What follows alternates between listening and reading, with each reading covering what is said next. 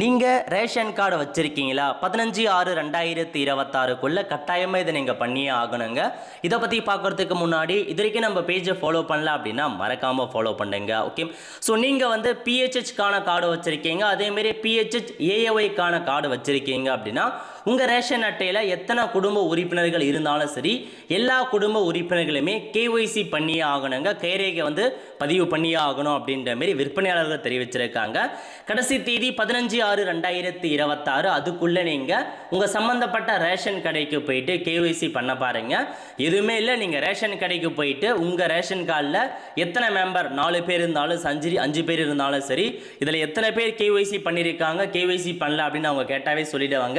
So யாரெல்லாம் KYC பண்ணாமல் இருக்காங்களோ அவங்கள அந்த ஃபேமிலி மெம்பர்ஸை மட்டும் கூப்பிட்டு போயிட்டு நீங்கள் அந்த ரேஷன் கடை உள்ளிட்ட கொடுத்தாவே அவங்களே வந்து கைரேகை அப்டேட் பண்ணி கொடுத்துருவாங்க.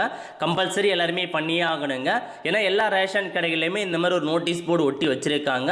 15/6/2026க்குள்ளே பண்ணுற மாரி. அப்படி பண்ணாமல் விட்றீங்க அப்படின்னா யாரெல்லாம் பண்ணாமல் பட்டாங்களோ அந்த குடும்ப உறுப்பினர் பெயர் நீக்கம் செய்யப்படும், அல்லது உங்களுக்கு ரேஷனுக்கான பொருள் கொடுக்க முடியாத போகலாம் அப்படின்ற மாரி சொல்லியிருக்காங்க.